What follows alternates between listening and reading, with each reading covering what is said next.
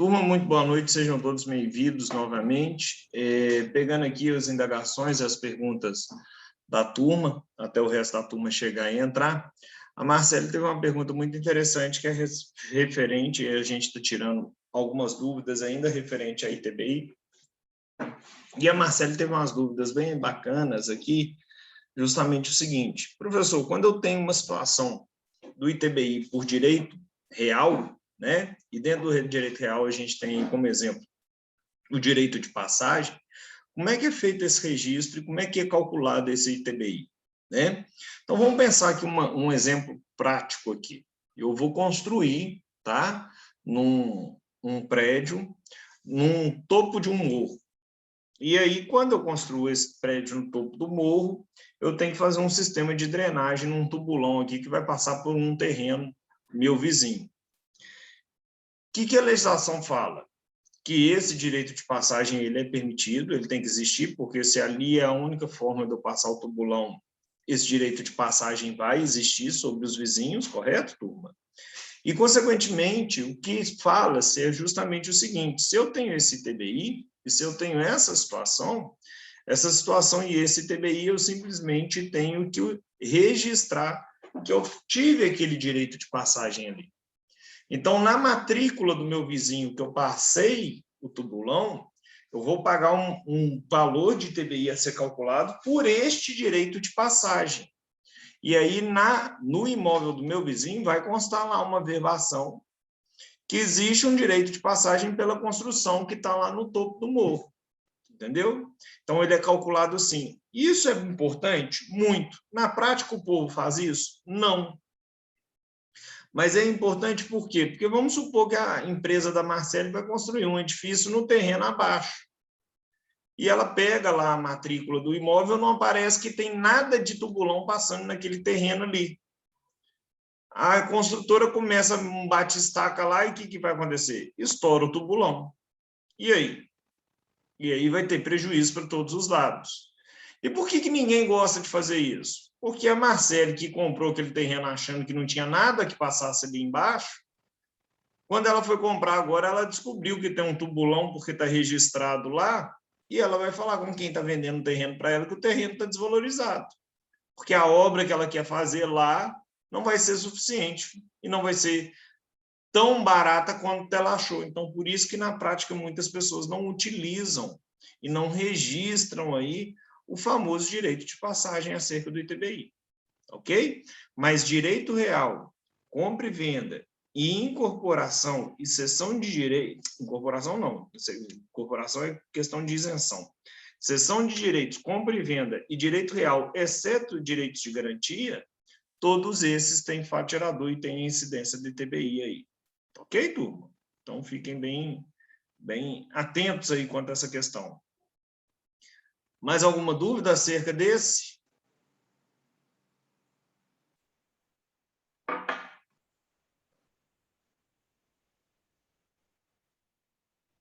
Ninguém? Eu tenho Pode falar. aqui, mas é porque ficou confuso na minha cabeça e pode ser uma coisa meio boba. Não tem nada bobo. Porque, olha só, primeiro eu lavo a escritura do meu imóvel e depois que eu registro, certo? Perfeito. Aí eu vou pagar o ITBI antes de registrar ou depois de registrar? É depois da certidão, certo? Uhum. Vamos lá. Vou te explicar como que acontece isso aqui na prática. O que acontece? Quando você compra um imóvel, você lavra uma escritura de compra e venda daquele imóvel, correto? E essa escritura ela vai ser lavrada em qualquer cartório de notas, ok? O cartório de notas só vai fazer a escritura pública de compra e venda quando você entregar a certidão de quitação do ITBI. Ou seja, para fazer a escritura pública de compra e venda, eu tenho que pagar o ITBI. Então, quando sai a escritura pública de compra e venda, vai aparecer lá: a Marcele pagou tantos R$1.000 sobre o valor de avaliação do ITBI para a prefeitura conforme certidão tal. Lá no finalzinho sempre tem escrito isso. Aí você vai pegar essa escritura pública de compra e venda e vai levar ao cartório onde o imóvel está registrado e vai haver o registro lá. Ah, professor, mas eu comprei um imóvel e não lavrei escritura pública de compra e venda no cartório de notas. Foi tudo no próprio cartório de imóveis com um contrato de financiamento bancário. É porque, por força de lei, contrato de financiamento bancário de imóvel tem força de escritura pública de compra e venda. Então, quando você celebra aquele contrato de financiamento bancário, naquele mesmo ato também você tem que pagar o quê? O ITBI. Então, é tudo em conjunto. Tranquilo? Por isso, então, não estava na minha memória que a gente comprou com financiamento. Ah, então é isso. Exatamente. Aí já é feito tudo pela agência bancária, e esse documento que a agência bancária te dá, que vai constar lá a quitação do ITBI também, vai servir como escritura pública para o cartório que você leva para registrar o imóvel lá como seu. Tá joia? Porque senão você ia gastar 3 vezes, né? Com a instituição financeira para fazer o contrato de financiamento, etc. e tal, para depois fazer a promessa de compra e venda e depois vai registrar. E aí, por conta disso, você tem essa situação aí que dá uma aliviada aí nas contas, né? Tranquilo? Obrigada. Nada das ordens. Mais alguma dúvida da aula passada, turma? Então, vamos lá, boa noite a todos também. Quanto a essa questão, nós fizemos aí a nossa VA1. Inclusive, essa VA1, para aqueles que não conseguiram respondê-la por conta de sistema, por conta de tempo, etc. e tal. Boa noite, Boa amigo. noite, professor. Tudo bem? Tudo bem. A Natália hoje não vai poder comparecer, que ela perdeu uma prima de Covid, uma menina nova agora. Então, ela Ai, meu Deus. ela tentou anunciar, parece que é uma prima dela que estava iniciando medicina. Então, Nossa, sério? por isso que demorei um pouco a conectar. Ela acho que tentou mandar uma mensagem, não conseguiu. Ela está meio sentimental com isso. Aí pediu para eu passar para o seu recado. Meus sentimentos a família. E, Depois eu mando um beijão para ela, para a turma. Com certeza. Pode deixar. Vamos lá. E aí, gente, nós começamos justamente com essa questão da nossa VA1 e, propositalmente, eu coloquei um novo prazo da nossa VA1 até sexta-feira agora, às 23h55, né? Então, essa VA1 nossa, eu pedi justamente para vocês falarem de alguma questão do sistema tributário e falarem aí de alguma coisa dessa reforma tributária que eles estão ventilando e trazerem aí para a gente alguma coisa para o nosso bate-papo, nossa discussão hoje. Queria saber quem já fez, quem fez, o que achou e falar um pouquinho aqui para a gente usar essa aula justamente para a gente trazer essa discussão. Bom, nosso grupo já fez, já até postamos. O que a gente achou lá foi que vão desonerar algumas coisas e onerar outras, né? A faixa do imposto de renda, por exemplo, aumentou, né, para R$ 2.500 por mês, mas vai ser como descontado em outra faixa. E a coisa ruim, as coisas boas foi a atração de investimento para cá, com a desoneração de algumas empresas, né? Por exemplo, o Simples não vai ter tanta exigência de pagar tanto tipo de imposto, né? Pode ser o IVA, por exemplo, que a gente vai pagar, tipo valor agregado. Então, a previsão é que nisso traz investimento, né? Mais empresas serem investidas. O problema nesse do IVA é que cada estado vai ter, até cada município pode ter uma diferença, né? Então, pode gerar uma guerra aí desproporcional, né, de cobrança disso. É o que a gente está vendo aí de mais, como se diz, que está mais aos olhos aí. O resto são questões mais técnicas, né? Mas tem que ser mais aprofundado. E você, Marcelo, o que você achou aí também? Professor, eu estou meio revoltada porque eu recebi a fortuna de R$ 162 de restituição de imposto de renda. Aí eu fiz a... Uai, mas você tem que estar feliz, ué. E quem paga? Além do que já tem retido, etc. e tal. Pois esse é o problema, que o reteve, assim, muito mais que isso. Puxa vida. Perto de você, eu fiquei um desvalido. Exatamente. Quer O que você receber? falou, Jamil? Eu que perto de você, eu fiquei um desvalido, que você ainda recebeu. Pois é. Aí, professor, eu pensei em falar disso, né? Porque eu acho um absurdo, porque tudo bem que eles aumentaram a isenção para quem ganha até 2.500, eu achei isso muito válido, que é a grande maioria da população brasileira, né? Mas acontece que eles não corrigiram lá em cima. Quer dizer, quem ganha mais de 5.300 paga 27,5. Eu acho isso um absurdo. E a gente que é, por exemplo, eu sou servidora pública, eu não tenho escapatória. Eu já nem conto com isso no meu salário, como se eu recebesse um valor X menos imposto de renda. E eu lembro que quando eu tive o aula do tributário 1, o senhor até falou na época, né, que isso, assim, a gente acaba ajudando, né? A gente ajuda. É a nossa forma de fazer uma caridade, né? Mas é um absurdo, é um absurdo. Aí eu, inclusive, peguei um videozinho que eu vou colocar no grupo da turma sobre isso. E aí, porque se a gente estivesse na sala de aula, eu ia passar para vocês. Mas como não tem, é um rapaz falando sobre a hipocrisia da gente acha que tem dinheiro, mas a gente não tem dinheiro, né? Porque a população brasileira ela é nivelada por baixo, né? E são os grandes milionários que não pagam, que a maioria que tem dinheiro no Brasil é isento de imposto de renda. Eu estou muito revoltada, viu, professor? Foi esse o meu trabalho. O problema todo, gente, pelo menos assim, uma leitura que hoje o pessoal me pergunta, e aí pegando o gancho tanto que vocês já falaram. Alguém mais quer falar, gente? O que achou aí do trabalho? O que tem de informação antes de eu começar a falar? Alguém se habilita? Então, vamos lá.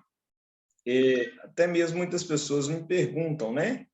Justamente para a gente ter opinião referenciada a essa situação sobre a reforma tributária. O grande problema que a gente vive hoje, e sempre vai ser um problema, é um problema de estabilidade política no momento de se fazer uma reforma tributária como qualquer outro tipo de reforma, né? E aí, uma reforma tributária que era para ser uma reforma tributária completa, com várias ações, com várias questões, ela já nasce de uma forma muito capenga por várias situações, sendo que algumas coisas são colocadas de forma excessiva no projeto para você ter gordura para queimar, tá? Isso é muito visível, que tem coisas que são assim inadmissíveis de passar, mas eles colocam porque sabem que não vai passar, mas pelo menos vai virar e falar assim, olha, a gente apresentou 13 tipos de proposta, das 13, 6 passaram. Então, faça qualquer tipo de proposta com essa gordura mesmo para queimar. Tá? Isso é uma coisa normal aí a ser feita, a ser exercida aí no nosso dia a dia, na nossa prática. E aí, primeira coisa dessa questão da reforma tributária é que no semestre passado nós aprendemos, turma, justamente que há uma concepção e uma analogia aí que a gente tem que pensar e tem que interpretar de vários entes tributantes. Nós estamos falando de tributos a nível de municípios, nós estamos falando de tributos a níveis de Estado, e agora começamos a falar em tributo a nível da União também. E quando você coloca isso na balança, você vê que de tudo que se arrecada tributariamente no Brasil, né, 70% a 75% fica na mão da União, 20% a 25% na mão dos estados e só 5% na mão do município. E aí, antes mesmo de falar do que é a proposta e o que é a reforma, a gente tem que pensar que quando vai mexer em algum tributo de município ou estado, a coisa, o gato já até arrepia. Arrepia no sentido de que, poxa, eu já arrecado tão pouco e tenho tanta pouca autonomia financeira, por que vai mexer mais ainda aqui no meu balaio? Por que não mexe tão somente numa reforma a nível de governo federal e das questões tributárias da União? Na verdade, para se você ter e buscar uma efetividade da primeira ideia da reforma tributária, que era a busca de uma efetividade a qual trabalharia aí, turma, com uma situação a qual a gente teria um processo tributário mais simplificado, isso seria importante fazer uma reforma tributária ampla, pegando município, estado e União. Por quê? Porque se eu tenho um processo tributário simplificado, tudo vai ficar mais barato também. Eu vou estimular as pessoas a entrar para a formalidade, porque não tem bicho de 7 cabeças. Eu vou estimular as pessoas a exigirem e passarem a emitir mais nota fiscal, então o governo começa a arrecadar mais e ter mais controle, e eu vou ter resultados positivos com isso. Só que para você ter uma reforma ampla nesse sentido, e um controle bacana, você teria que ter um poder centralizador dessas questões. E quem que seria esse poder centralizador dessas questões? O governo federal.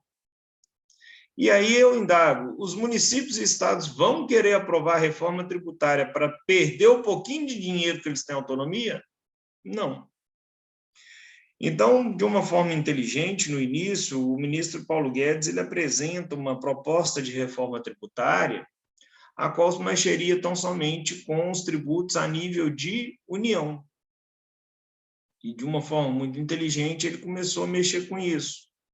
Mas o gargalo não é só isso. Nós temos aí o ISS, que é de municipal, que a gente já aprendeu, e nós vamos ver que tem o ICMS, que é outro gargalo violento a nível de Estado. Mas tudo bem, então vamos falar da maioria da arrecadação, que 70% a 75% está na mão da União, vamos falar de uma reforma tributária a nível nacional. E aí começou o grande embate, porque você, para aprovar uma lei complementar e alterar uma estrutura tributária, você tem que alterar por meio de lei complementar. E nós aprendemos no semestre passado que lei complementar tem que ser com quórum qualificado, né? Passar nas 2 casas do Congresso e todo mundo aprovar. E pergunto vocês como deputado federal, representante de um estado ou senador, votaria qualquer tipo de reforma tributária que deixaria de repassar certos valores a vocês? Não, de jeito nenhum, só se você fosse doido. Independentemente da ideologia partidária e do que você tem em definição aí. Tá? O que você faria? Você simplesmente teria aí uma situação a qual você demandaria aí, vamos falar assim, de uma forma mais tranquila, você demandaria aí, né, uma situação a qual você não defende nenhum tipo de reforma. E aí a reforma ela está vindo, não sei se vocês sentiram isso, de uma forma às avessas. Tipo, nós não conseguimos fazer reforma tributária para X, não, mas o que a gente conseguiu emplacar vai ser isso. E o primeiro gol que o governo está fazendo aí, e de uma forma, ao meu ver, temerária, é a reforma tributária a nível de imposto de renda. Eles estão fazendo o que deu para fazer e dar uma satisfação para a sociedade. Perfeito. Né? E falar que está fazendo alguma coisa e que fez alguma situação.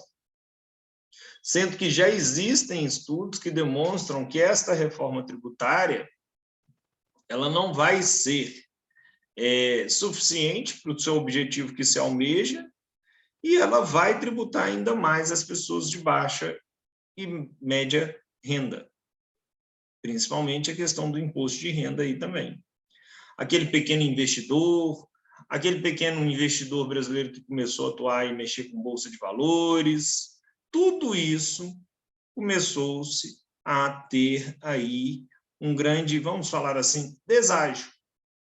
Então, a reforma ainda a ser aprovada com base no imposto de renda, altera valores, etc. e tal, e o mais louco, não mudou as faixas e nem atualizou as faixas do imposto de renda, de valores. Quando eu explicar imposto de renda para vocês, vai ser muito fácil enxergar isso. Mas é só mais ou menos o seguinte. O Jamil ganha R$1.000. E R$1.000 é a faixa de isenção.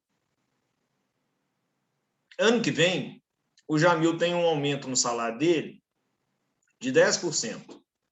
Mas não é 10% porque o Jamil teve aumento de salário ou porque ele mereceu, etc. e tal. É 10% porque foi um índice de inflação, então o salário dele só foi corrigido. Então ele passa a ganhar 1.100. Só que a tabela dava isenção até quem ganhava 1.000. Números fictícios, só para vocês entenderem. E ano que vem a tabela do imposto de renda vai corrigir pela inflação? Ela corrige por uma alíquota irrisória quando corrige, porque tem 4 anos que ela não corrige. E aí o Jamil teve o salário dele apenas reajustado com base na inflação, que é o quê? 1.000 você comprava tanto, agora com 1.100 você continua com o seu poder de compra, só que agora ele ganhou um presentinho.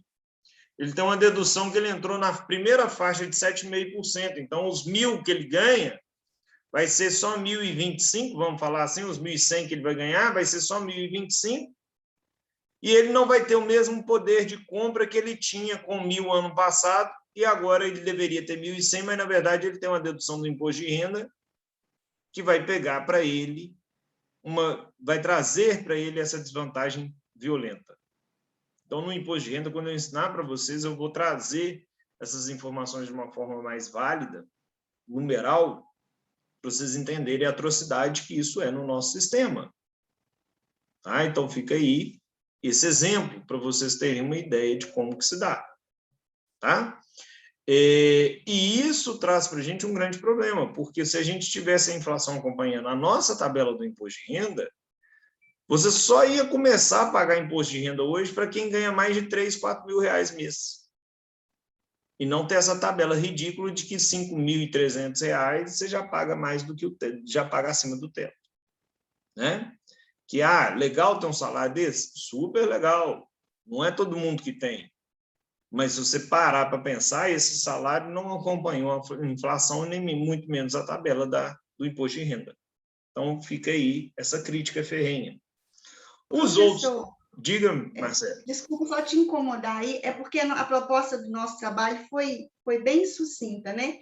Mas eu achei tão interessante isso que você está falando aí, que eu vi eu li um estudo do DIEESE sobre isso, e inclusive eles colocam um comparativo assim, como o senhor falou aí, se fosse reajustar, como que seria? Aí a isenção daria mais ou menos isso. Perto de 4 mil reais, a pessoa não pagaria imposto de renda. Achei muito interessante. Então, se você reajusta essa situação, você teria uma condição extremamente mais benéfica nessas questões, entendeu? Então, isso é importante, isso é necessário a gente vislumbrar, é necessário a gente entender essa efetividade e essa importância aí dentro do nosso sistema. Tá? Fica aí a primeira chamada de atenção para vocês aí a respeito dessa situação. Tá? Além disso, nós temos outros tributos, que é muito interessante, esse mês passado nós falamos isso também, que são as contribuições.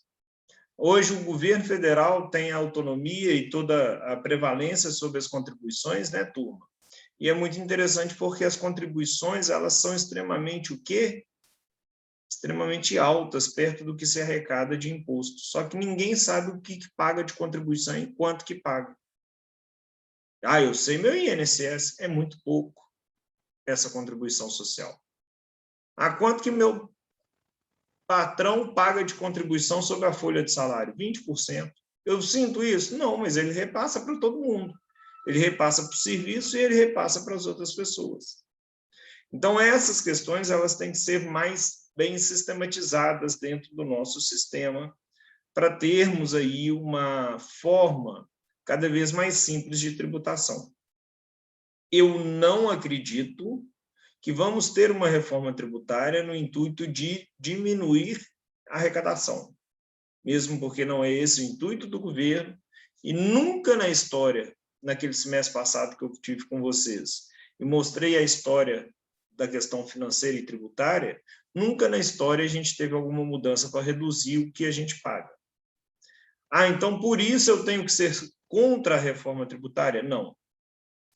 Porque existe hoje uma pregação, uma defesa de que a reforma tributária ela vem apenas para simplificar o sistema.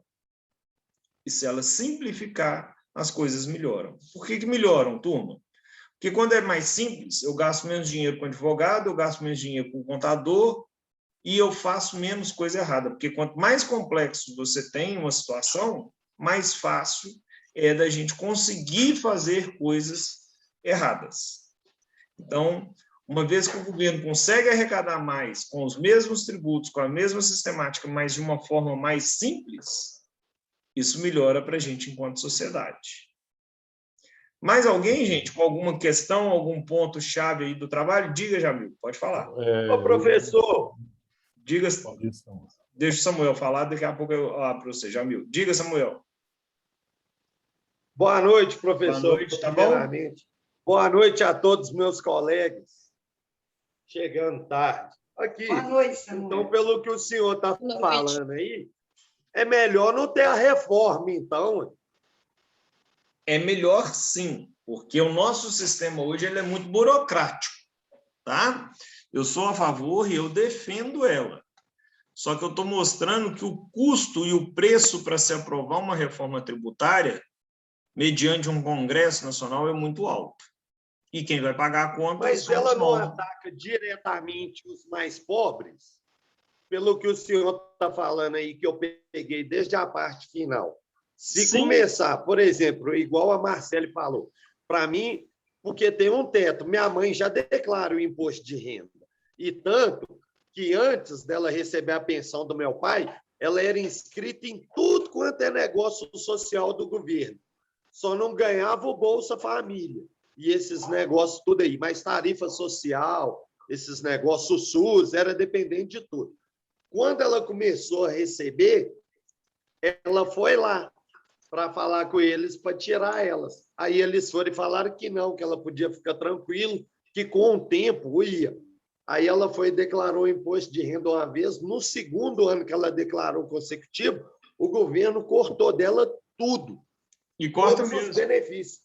Agora, se eles abaixam o teto, automaticamente cortou, porque ela está declarando e vê lá. E eu olho no contra-cheque dela, é até meio interessante se quando o senhor for dar aula de imposto de renda, que o senhor falou que vai ir mais fundo. Eu até gostaria, e ela não teria objeção em usar o contra-cheque dela, não. Porque é bom assim até, porque a professora Ângela já usou meus trabalhos para corrigir tudo, porque agora eu estou perdido, professor, é eu que cuido de tudo. Aí no dela está assim, ó, 150 e poucos reais por mês, que desconta. Então, assim, é esses 150 vezes 12, que é o que ela paga de imposto de renda por ano. Exatamente, porque você... Então, Isso, quando eu for ensinar um imposto de renda, a gente vai aprender, mas é isso mesmo. E por isso que depois você tem um ajuste de contas lá, que eu vou explicar também, que é a declaração que você faz todo início de ano. Então, ela paga mais de 1/3 de imposto, quase. Aí nós temos que olhar. Quase 1/3 ou 1/4. Aí é muito imposto. Nós temos que olhar, mas é muito imposto mesmo. Como a gente fez aquele trabalho no semestre passado também, a gente vê que a carga tributária é muito alta. Mas isso quando eu estiver falando do imposto de renda, a gente volta e trabalha isso de uma forma mais ferrenha também para você, tá? Tá bom, muito obrigado. As ordens. Boa noite. Estamos aí. E aí, Jamil, diga o que você queria perguntar. Era só uma colocação no final de sua fala aí, sobre essa carga tributária, e uma coisa que pesa também, além disso, em desfavor da gente, dos contribuintes, quer dizer, contribuinte não, é forçado a contribuir, né? É a contrapartida. Uma contrapartida até na área fiscal, né? Que a gente não tem. Mas isso é o que a gente trabalhou e isso é o que eu mostro para vocês desde sempre, que é uma situação muito interessante que a gente tem que aprender o seguinte,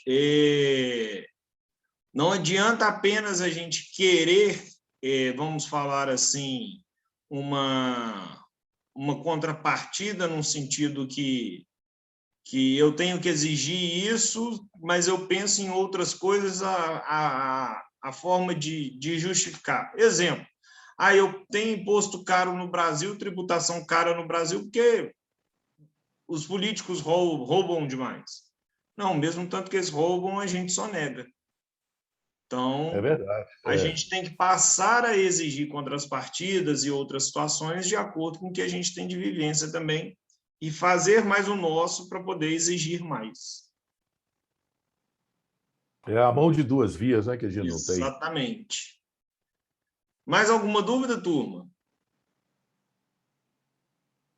Então, joia, turma. Hoje a aula foi só a gente até mais leve também, porque vocês estão tudo pós-feriado, né? Mas é uma aula hoje mais leve, justamente para a gente bater um papo e discutir aí a respeito das VAs. E se Deus quiser, até amanhã, no mais tardar sexta-feira, eu já vou postar o nosso próximo vídeo e nossa próxima aula, que vai ser algum imposto estadual, ou IPVA ou ITCD, porque o ICMS eu deixo depois, que ele é mais complexo aí. Ok? Fiquem com Deus, uma excelente semana aí. Oi, pode falar. Só uma dúvida rapidinho, porque eu estava prestando atenção, o pessoal está citando muito o imposto de renda. A VA1 ela é uma análise crítica sobre alguma proposta de reforma, né? Isso, não precisava ser imposto de renda, não. Ok? A gente pegou imposto de renda porque foi o que mais foi levantado aqui na aula de hoje. Só tá. Porque eu fiz aquela proposta do PIS e COFINS, a extinção deles para a criação de um imposto único. De um imposto então, único. Certo. Exatamente. Não, tranquilo. Porque todo mundo foi citando o imposto de renda, acabou que eu falei, será que eu fiz errado? Não, mas vai chamar PIS, né? Mas vai chamar PIS aqui, né? Se aprovado. Eles querem aprovar e unificar os dois. Para falar que teve mudança, mas não está tendo muita efetividade isso também, não. Não, então tá certo. Para inglês ver. Tá joia? Mais alguma dúvida, turma? Não, professor, as aulas passadas estão tudo postadas? Tudo postada, tá tanto o link no material no Sistema Aula, quanto também no meu canal do YouTube. Obrigado. Tá bom? Tá falado. Boa noite, grande Deus, já então, viu? e um abração para vocês, viu? Obrigado pela aula, professor, obrigado pela companhia. Professor. Mande um beijo lá para a Nath, por favor. Claro, vou falando com ela agora mesmo. Até mais, com Deus. Até mais, tchau.